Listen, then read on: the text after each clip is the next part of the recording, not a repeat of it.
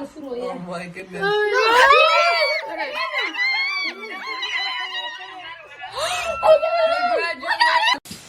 Today is not tomorrow. Today is not tomorrow. Hello good people and welcome to my channel Today is Not Tomorrow. If this is your first time here, welcome to the Tint family, and if not, it's lovely to have you back. With me today I have two amazing ladies, Shania and Hayat. Hi gals.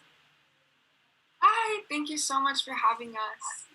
Hi, thank you for having us. It's lovely to have you both. These are both girls who are so inspirational and I can feel it.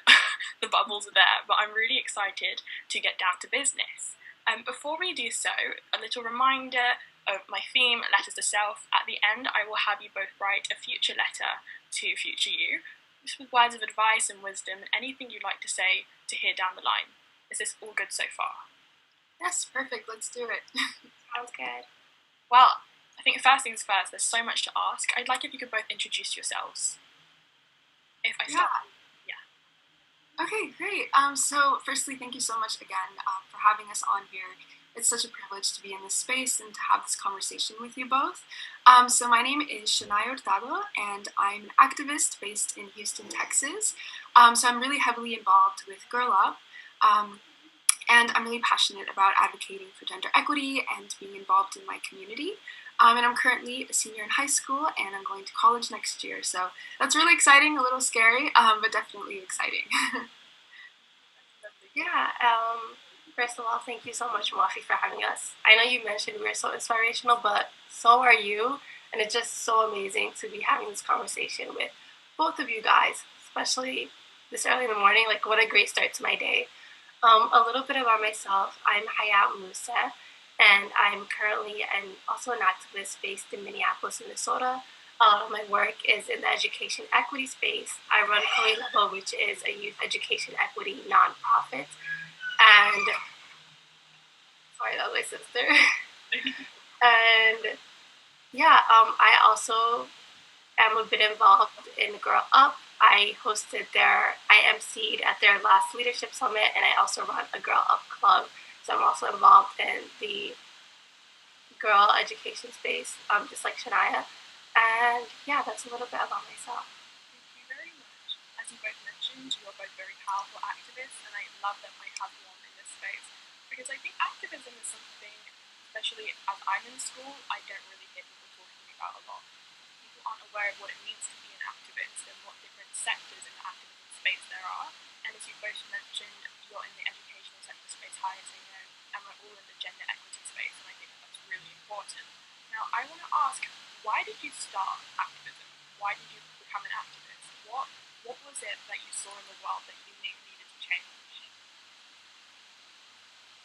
My activism stems from my own personal background as a refugee, as a black woman going through the American education system.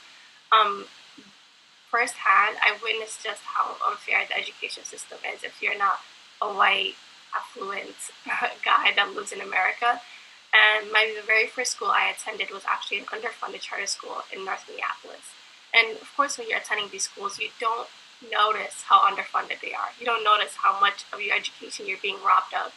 But for high school, I transferred to a public high school, and that's when I started making the comparisons, noticing how behind my former school was and how unprepared they left me. And I think that's what inspired me to start Level and to also start work in the gender equity space. But that's also more influenced about the fact that my mother was a child bride who was denied her education.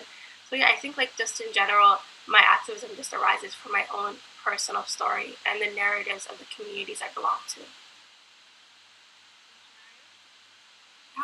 So for me, I definitely agree in terms of the personal story. So I'm Venezuelan American. My parents immigrated here from Venezuela around the year 1999. And, my entire extended family lives there. And recently, not recently, but I would say around 2012, there was a huge crisis in Venezuela that has really escalated up to now. And so, my family, they face severe poverty, political, socioeconomic instability. And so I think that really empowered me to, use my voice more. And then I think in middle school, I really learned how, over 30 million girls, don't go to school and don't have access to education.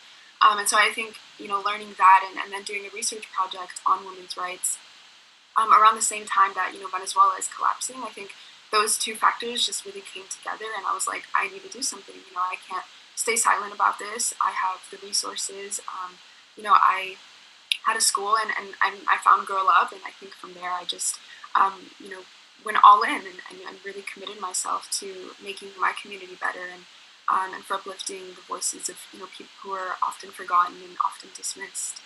Thank you both so much for sharing this story. I know that this is your story, and this is where you got the courage to start. I don't want to say it incorrectly. Please do correct me. Koilabo? Yes, you actually pronounced it correctly. Yay! And I know that when you started this, which I do want you to go into a bit more detail as to what this organisation is and how you've been making waves throughout the years with your organisation. But again, going back to both of you, I think that having a personal story is one of the reasons why we've kind of been in our own little bubble and we've experienced things firsthand. Not every activist has. Not everyone has had the experience that we have, and they still do go and become great activists. I will say though that having this personal story, having this personal circumstance makes us stronger, and I say that it's definitely not easy coming from a background where you described your family as from a place of a poor socioeconomic background, Shania, and it's not easy to come from these places to see what you're doing now, which again, as an activist, is not easy. You are voicing your opinions and you're trying to make change so that no one has to go through what you've gone through. It's commendable, and I thank you both so much that at some point in this journey of life, you've realised, well, I do have a seat at the table, and if I can use my voice, and if I can go out there and try and help other people, other girls, other children, everywhere, that you will do so. So thank you so much. And I'm just going to go back to you, Hayat, because I have pronounced it once, and I'm not going to get myself in trouble by pronouncing it a second time and wrong. But please can you introduce and explain a bit more about your organisation? Yeah, so the organization that I run, it's called Koilabo. I founded it this summer along with my siblings and a couple friends. I founded it this summer after my freshman year of high school.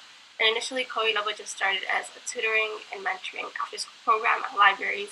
Our only goal was to help students like myself who come from lower income schools, who come from poor education backgrounds, be able to catch up with these peers at public schools. So we just offer after-school tutoring services to students in my neighborhood. And I think we didn't see Koilabo at the beginning. We didn't see it growing more than that. We just thought it's all right. We're just going to offer these tutoring services. But then the longer we were in the education equity space, the longer we realized that we needed to branch out. Education equity isn't only about tutoring and mentoring and these short-term results. It's also about the long-term things, like advocacy and passing bills that make it so students don't need this extra tutoring or mentoring, where they're getting the support they need at their schools. And I think it was 2019 where Koilabo really grew. We launched our advocacy branch where we work with lawmakers to pass education equity bills, and we also launched our workshop branch where we work with teachers and parents to teach them more about the education system and how they could best support their students to traverse it. And yeah, so Koilabo right now has grown way more than I thought it would back in 2018. We have 3 different branches at 3 different libraries in the Minneapolis area. And we have over 100 tutors, and we have over 600 students, parents, and teachers that we've worked with. And yeah, that's a little bit about Koilabo. I love how at the end you just said, yeah, it's just a little bit, not like it's a big deal or anything, not over 600 students and parents, nothing of the sort. You are very humble, and I know that you put your all into your craft. I think that watching this group has been amazing. I also think that you represent the Black Muslim women. You represent an ethnic background and race that we don't see striving as much anymore. And that's really unfortunate, because I know that there are people like you, there are people like myself and Shania who come from these underrepresented backgrounds, who are trying to inspire and represent so that children are able to see people who look like them, are able to see people who have the same goals and aspirations as them, and start organizations of such and to get the word out there and to spread it. So again, I think that what you're doing is commendable. to love the fact that you're so young. I love the fact that you're both so young. And one of the reasons I keep on saying that this is a space where I can feel your energy is that you're both so powerful, and when you have your mindset to something, as we can see over the past few years, Hayat, you didn't think that your organization would grow as much as it has. But powerful people make powerful decisions, and powerful things come out of this. So this is amazing. And I'm going to go to you now, Shania, because I can see that you're just chilling in the suburbs. You recently mentioned that you are going to be starting college soon. We call it university over here, so it's very odd to say that word. But I know that you are going to a very amazing college / university. I'm going to say university from here on out. That's okay. Yeah, no worries. Yeah. And I know that Hayat, you will also be attending this university. Now, this is very exciting because one thing that I know about the application process to the place that I'm sure you're going to name very shortly is that they give you the space to write about yourself. I think it's to explain a bit more about who you are, and I think to give them a better perspective of why you should gain admission. And my assumption is that you've both spoken about your activism, spoken about the things that you get up to. I'd like if you can share a bit more about this university process and, again, what it is that you might have spoken about and all of the good stuff. Okay, I'm very excited to hear about this, and I'll leave it to you, Shania, to start off. Yeah, of course. So this is like the first time I really sort of talk about, that process. It happened so recently, and I think I'm still processing that I got accepted into Harvard. So, I went into the college application process just take it or leave it. Take me or leave it. Like, I'm going to be authentically myself. In the essays, I was just completely me. Like, I wrote my essays about being Venezuelan, about, being passionate about gender equity, about being passionate about women in STEM, just really putting, like, me on paper, I guess to say. And I think, getting accepted, really validated that and validated how important it is to be your most authentic self. When you're applying to college, when you're applying to anything, just in life in general, how important it is to put your best self forward. And so, I told them my story about, being Venezuelan and how the crisis really impacted, the way that I viewed my education. I never took it for granted. I, worked really hard because, like, my own cousins in Venezuela, like, they had to drop out of school. And so, who am I to now, take for granted, what I have. And so I really just explained, how passionate I was about my education, how passionate I am about advocating for justice, for equity, within gender equity, but also climate justice and women in STEM. And me, myself, being Latina in, a country where we had a president like, Donald Trump, who, neglected and rejected people like me and people like us. So I think, really explaining that and just being completely real, I think that's really what allowed me to get accepted in the end. I actually want to hone in on that a little bit. Because, Shania, you mentioned that you wrote down everything you were passionate about. When in your life did you realize you were passionate about women in STEM, and you were passionate about gender equity? When did this passion come to life? Yeah, so my dad, he's an engineer himself, and so I think growing up, he definitely had somewhat of an influence in terms of being in the world of STEM. But it wasn't until actually the Girl Up STEM for Social Good boot camp where I really saw the intersection of gender equity and STEM. And I think from there, I was just, wow, like, I was, really taken aback by how, girls are really excluded from STEM and often discouraged from pursuing careers in STEM. Not only that, but especially women of color. I became really passionate about computer science and coding, and I was fighting against a statistic where I think less than 2% of people with computer science degrees are Latina. And so, within that context, I just knew that I had to do something, and I organized Houston Girls Code, which was a coding camp hosted at the local library in my community. And I taught around 20 girls how to code, and they were all girls from low socioeconomic backgrounds. They were girls of color, and so it was really great to be able to help change these statistics, and to really inspire these girls to just believe in themselves and know that they can do it. that they can do STEM, and that they're smart enough, they're capable enough, that they have everything they need to be able to do that. That's lovely. I am going to ask you one more thing because, as you say, this is all in the moment, and I'm really loving hearing about your passions and how these all unfolded and what you did to ensure that you were able to help girls learn how to cope and change these statistics. But with STEM, what do you think it takes for someone to work in this sector? Because, as you said, sometimes we have these stereotypes, and people think that someone working in STEM has to be a genius. They can't be bad at maths, they can't be bad at science, they have to be perfect. They'll be sitting behind a screen all day, and etc. But what do you really believe it takes for someone to work in STEM? What does that entail? Yeah, I mean, it's so true about this narrative that's created, where women are, that they don't think they're smart enough, or that they have to fit, this box of who they are and what they like and what their passions are and what they're good at, to be able to be in STEM. But I think at the root of it, it's just curiosity. I think it's just having passion for, asking why and asking how things work, and just wondering, how, why this is the way it is. I personally am not that great at math. I avoid it at all costs. But I'm still really passionate about, being curious about the world and how things work. And, so much of STEM, doesn't rely on your skill. It relies on, your passion and how hard you work. So I truly believe anyone can be in STEM. If you just care about, what it is, like if it's math, if it's science, if it's technology. And me being a woman of color, I'm really passionate about STEM because, it needs to be so much more diverse, and it needs to be so much more inclusive.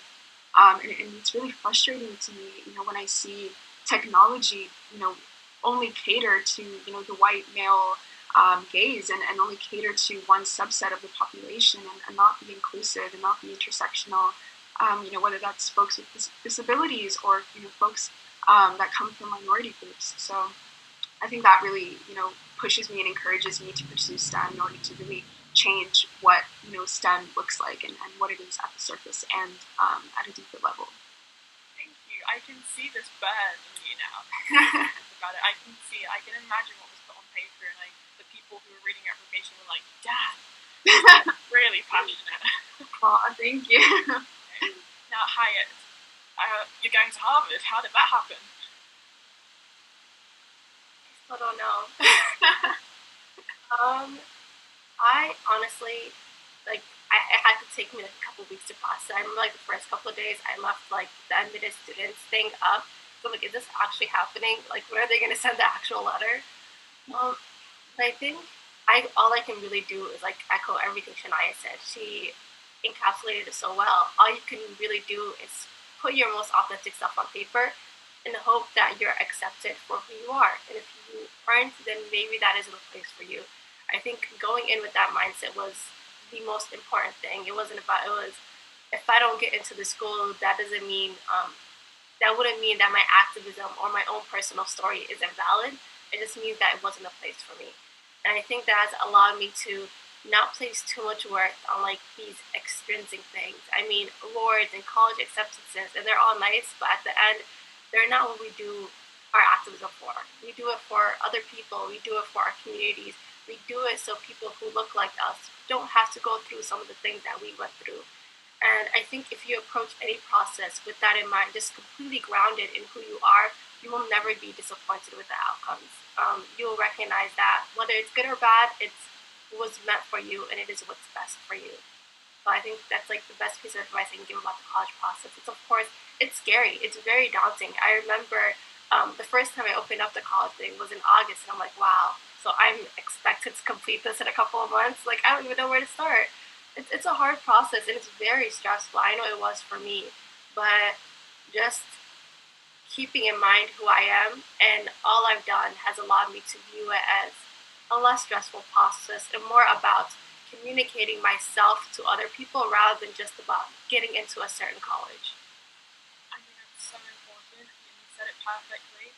I think that there is this narrative people believe that if they don't get accepted into such a good school like Harvard or any of the Ivy League, that they're not good enough, but that's not the case.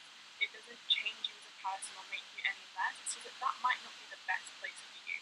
And in this case, it has been. It's the best place for both of you. It's where you're going to go. It's where you're going to go and make waves and change your lives. And even if the way I've said that isn't exactly how it happens, because we have this idea that we go to an amazing school, our lives are changed forever, that we're going to do the greatest things in life, which I know you will go on to do, but it's all a part of the process, and it's about what you as people are able to accomplish. And I think that, Hayat, this is amazing, because you've broken down a few things that I'm going to tear apart, if that's okay. You were saying before that it's almost as if when you do these things, you've done them for yourself. You've done them because this is who you are as a person and this is what you believe in. And I think that that's really important, that there are some people who go about, maybe this is the best example, applying to university and doing certain activities just to put down on paper, but it's not for the right reasons. And your organisation has grown. You didn't know it was going to grow as much as it has. I think that's a reflection as well of you just putting your all into something, and then it turns out that because you're really doing the best that you can, because you have this organisation and this movement's best interests at heart, it's going to blossom. People who go and do things forcefully, it's not going to happen the same way, and you're going to see yourself. I'm sorry, Hayat, I'm loving the family. Hi. Oh, he's so cute. Okay, bye. Oh. I have 8 siblings, so this is like every single meeting I'm in, there has to be at least 1 or 2 heads popping in. Oh, That's so cute. It's so lovely. Okay, it's okay, because I was being the person being verbosity. I was just talking, so that was actually a good wake-up call. Like, Mofi, hurry up now. But I think that you both kind of pinpointed the fact that you have to be yourself. You have to be authentic. And that's your process. There's no set way to do it and set way not to do it. It's amazing. You're going to hard. I'm processing that for you. that's an amazing way to, I think, collectively say this is your achievement. You have accomplished so many things, and this is the greater thing that's coming out of it. I do want to also mention, because I'm trying to listen to everything and process it at the same time, but you both mentioned that what you're doing is, in a sense, a way to represent as well. You are both representing because we are the minority. As sad as it may seem, and I actually don't think it's sad, because we are a minority who is making sure that in the future, people who look like us, people who are like us, aren't the minority. We're trying to make those changes. I just want to say that looking now over what's happened in the US and in regards to Capitol Hill and the Black Lives Matter movements, we can see there's a clear divide between the minority and the white supremacists and things like this that we are advocating for, but such big issues like this come about where it makes us think sometimes, have we done anything? Why is this the way the world is? And what I want is to get your views on how you think the world is changing, if you think it's changing, if you think that issues like this, protests and all of these things will continue to happen, and where you think that your movements are going to be in the next few years. If that makes sense. I know it was a bit rough and patched, but I'm trying to get all of that into one. And whoever's happy to start off, if you've been able to understand what I've said, good luck. For me, I know when everything that happened, I remember this past Wednesday, I remember seeing a lot of, oh, this is not who we are, this is not who the US is, this is such a bad event. And I mean, in a sense, I do agree. I agree that it was a horrible event. It was such a stain on our nation's history, but we have to remember that this isn't such a dramatic split from United States history as others are claiming it to be. I mean, we are a nation built on white supremacist values. We are a nation built on the backs and bodies of Black folks, of Indigenous folks, and I think just keeping that in mind allows us to recognize that Wednesday wasn't as crazy as we all thought it was. I mean, it was disappointing for sure, but it was also in line with our history. But I know that's a bit a somber way to put it, but I don't think that's bad. That's a bad thing either. I think recognizing the fact that our nation has this horrible history behind it allows us to move forward and allows us to progress. I think what they say is recognition is the first step towards progress.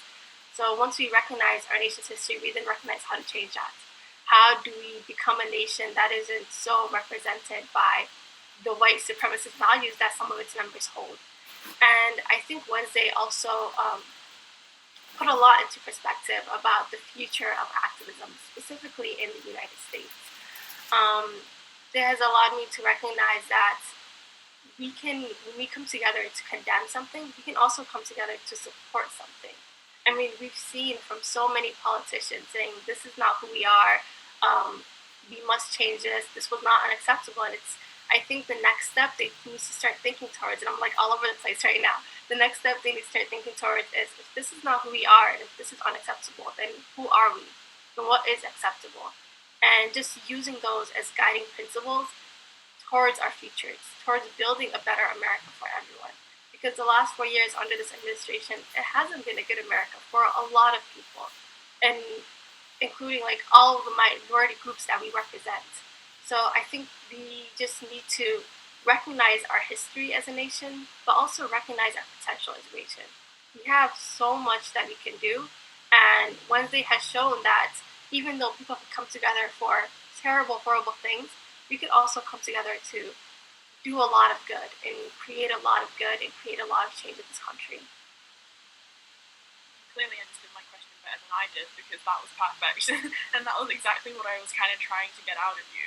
Now, Shania, I will let you speak before I say any more. Yeah, I mean, I completely agree with Hayat in terms of, this thing like, this isn't who we are. I mean, this has been the reality of this country since its very founding.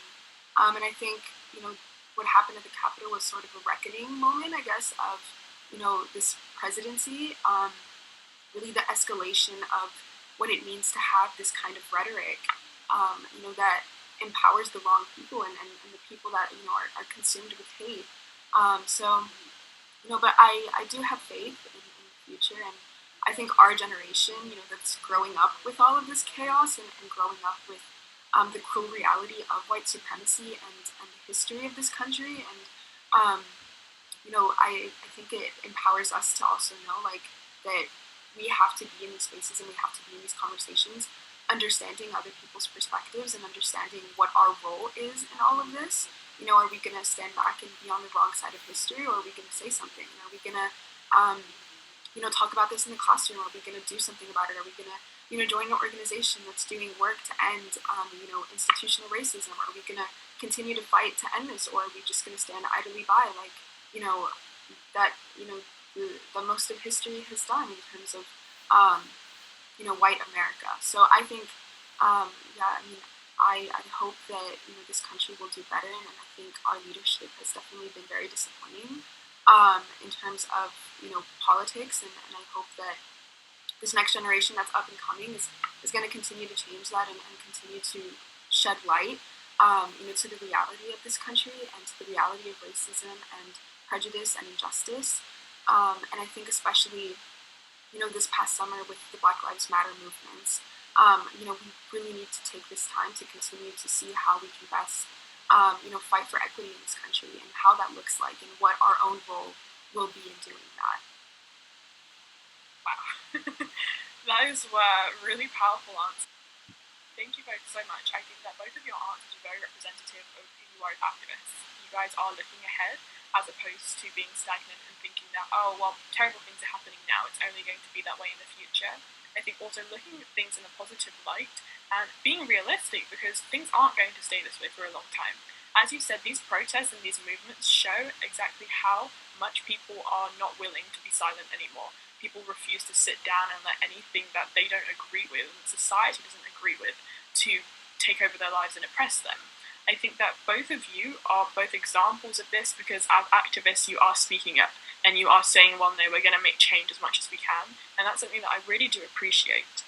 Now, thank you both so much for taking the time to share with me your opinions and your views, and I wish you both the best of luck, that when the time comes for you to start Harvard, that you have the best time ever, and to remember that you are supposed to be there, you deserve to be there. And I know it's still taking a little bit of time to process, but it's hard to process great things and amazing things, so I wish you all the best. I also wish you all the best, as now I am going to ask for you to write your letters to self. This will just involve you giving yourselves a few words of wisdom and advice. Shania, if I can throw that over to you, and you can start whenever you're ready. Take your time.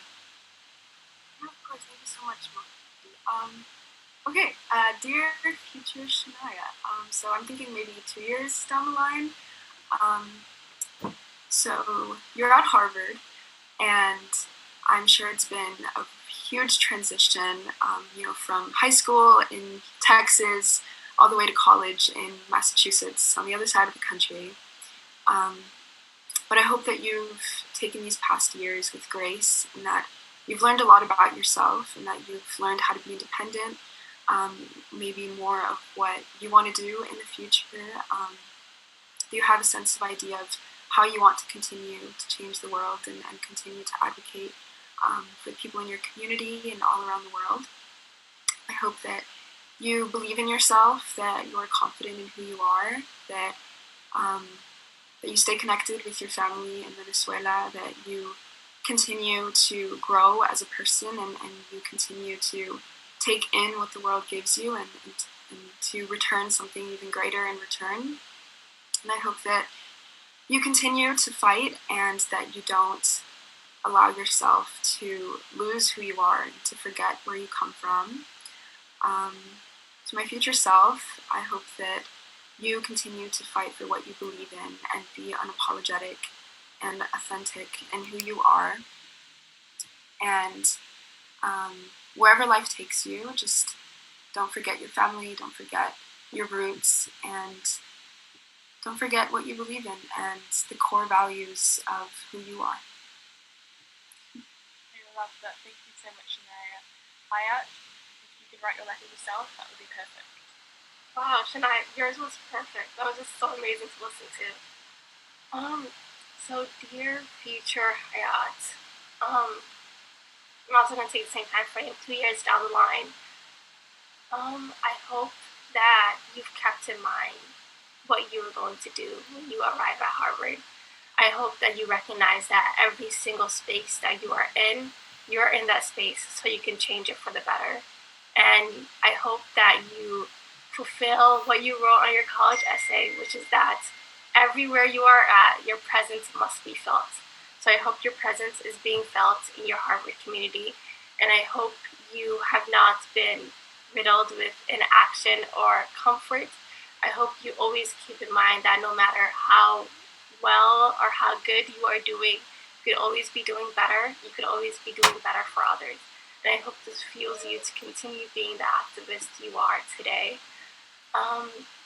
I hope above all that your college experience is exploratory. I hope you're exploring different careers, different foods, different personalities. I hope you're just finding yourself in this moment. These are obviously very transformative years. They are probably the most transformative years in your young adult's life. So I hope you recognize that, yes, there's always work to be done, but there's also always fun to be had.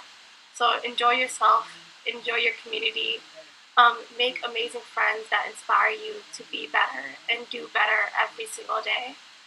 And just keep in mind where you are from. At the end of the day, you're still Hayat from a huge family in Minnesota with family in Somalia, and despite anything that happens, you will always have that background. You will always have your family and friends back home. Never neglect them, and just always just stay grounded in who you are and who you have been raised to be. I'm guessing right now you're 20, these past 20 years. So always keep that in mind. And yeah, don't be too tough on yourself. Don't be too harsh. And don't let imposter syndrome kick your butt, because there's a reason you're in every room that you are in. And you deserve to be in every room that you're in. So yeah, with love, Hayat. Wow. Those were both amazing. I am speechless. I really do hope that at the back of your mind, everything you've said is what you strive to live by. I think that come down the line, you're both 20 years old, you will look back and think, yep, I did it. I have stayed true to myself, as I know you both will. And as you've just said that, a few questions have popped to mind. I've got 3 that I'm just going to throw at you. The first one is, why Harvard? Like, why did you apply? Why is it this amazing thing in your mind that you knew was the best if you did, or why Harvard? I think for me, it's really just being surrounded by people who are ambitious, who want to leave an impact in the world, that are really passionate about their education and about learning. I think that's really what it is for me, is just to be in this space and this community with people who challenge me and make me better, and maybe question my own perspectives and my own biases, and that can make me understand the world a little bit better, but also understand myself a lot more.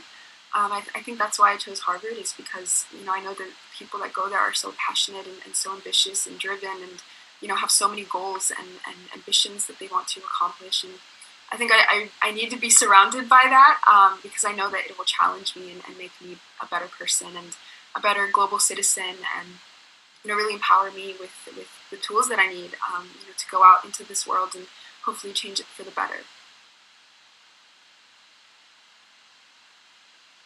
Yeah, and for me, it was honestly the same thing. It was the people, the students, I think, is what makes up a college. I know that it's my life's mission to never get too comfortable, no matter where I'm at. I don't want to ever be in this place where growth looks impossible. And I think Harvard is such an amazing place to grow. And I think leaving my hometown and where I'm from, I've came to the U.S. when I was 4, but I've lived in Minneapolis, Minnesota ever since then. So I'm very familiar with the city, the state, the community, and it's where I grew up. And I knew in order to grow even more, I had to sort of put a little bit of distance between where I'm from and where I'm going. And I think that's why Massachusetts was such a great choice. I mean, it's as far away as Minneapolis as you can go without leaving the country. And yeah, I know that when I get to Harvard, there are going to be people with different life experiences than mine. There are going to be people with different views than myself. There are people that are going to have different missions than myself. And just being able to be surrounded by that energy and to be constantly challenging myself and my views and what I think about the world is such a powerful thing. And it's also something I'm very excited for these next 4 years. I'm excited for the both of you. And funnily enough, I was going to have you both on. I didn't know the time period, and I didn't know that I was going to have you both on together. As Hayat, you initially said you emceed the Gallup Leadership Summit, and you did so alongside Georgia Shake Shaft, and I thought, I get them both on to talk about their experience. Then lo and behold, I come to find out that both Shania and Hayat got into Harvard. Did you both know that you both applied, and did you both know when you both got in?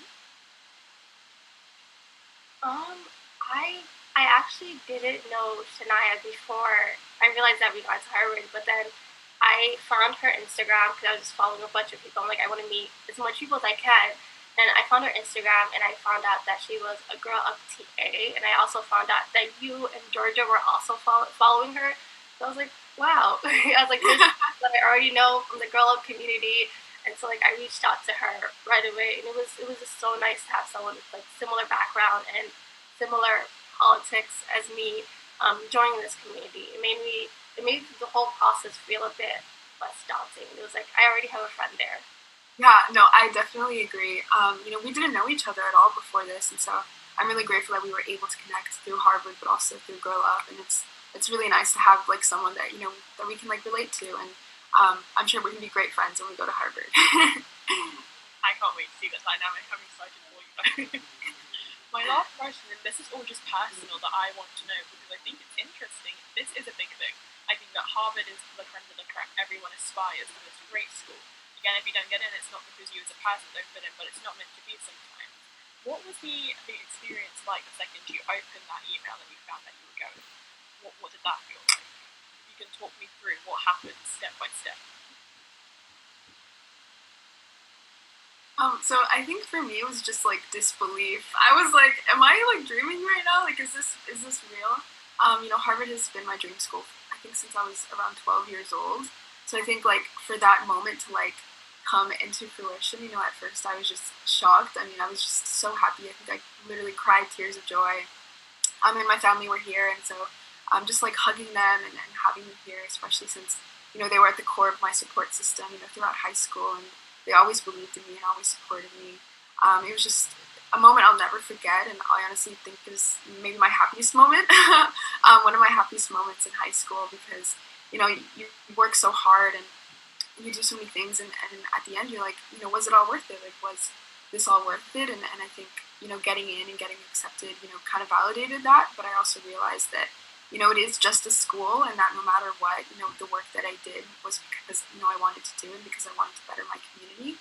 And so I'm really excited to now be in, Cambridge and Massachusetts, and be in a whole new different community, and, where hopefully I can continue to make things better. What about you? My experience was very similar. I think Harvard has been my dream school before I even knew what college was or what the college application was. And I think that was partly because I was a super competitive kid and I knew Harvard was number one. I just wanted to be number one. But yeah, I remember the night that I opened my acceptance letter, I was surrounded by family. Despite my urgings, I was so convinced I was going to get either rejected or deferred that I didn't tell anyone when the day that the letters were sent out was.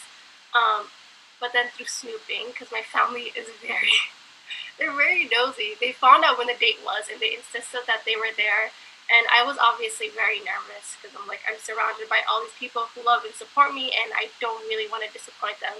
Even though I knew deep down that despite what happened, they wouldn't be disappointed, and they were always going to be proud of me. But seeing that acceptance letter, I was like, thank God they're here right now, because it was just so much of a better experience to be able to go through that with them. And yeah, my experience was very similar to Shania's, where it was like, wow, I really did it. It felt uh, like the end point of 4 years of very hard work in high school, and also I just kept in mind that yes, this acceptance is great, and it represents the fact that your hard work was looked upon and seen as worthy of going to Harvard, but also your work would have been worthy regardless. Another big thing I remember from that night was emailing my teachers. I think this was like the best part of it all. I had like a couple teachers who wrote my recommendation letters, as well as some teachers who were a big part of my whole high school experience. And I remember emailing them at like 11 o'clock, and they're all like, email me back right away. And they're like, oh my gosh, we cried tears of joy for you. I remember one of my two teachers were like, we're going to have to do a video call. So we literally hopped in on a video call at 12 a.m., just like screaming about this. So it was so nice to be able to share that with people that have supported me so much and have meant so much to me these past 4 years. That is such a lovely story, and thank you both for so much satisfying that. I wanted to hear, because I know that these were circumstances of joy and happiness, and hearing about your teacher Hayat is so lovely, and your family Shania, and all of the support that you've gained in this experience has been amazing, and I wish you both the best. It has been a long time, and I'm so thankful that you guys stuck around. Thank you so much, and thank you everyone. I hope that this was very useful and educational. And I think sometimes I come to these podcasts and I say, you know what, I'm going to stick to the questions. And today was one of the times where I just wanted to find out more about you both. This is an opportunity that I don't think I'll have very often, considering we're on opposite sides of the world, and you've both got very busy schedules. While you're going to Harvard, you're going to be very busy. So thank you so much for spending this time with me. I hope that you all enjoyed this, and I hope to see you on another episode of Today Is Not Tomorrow.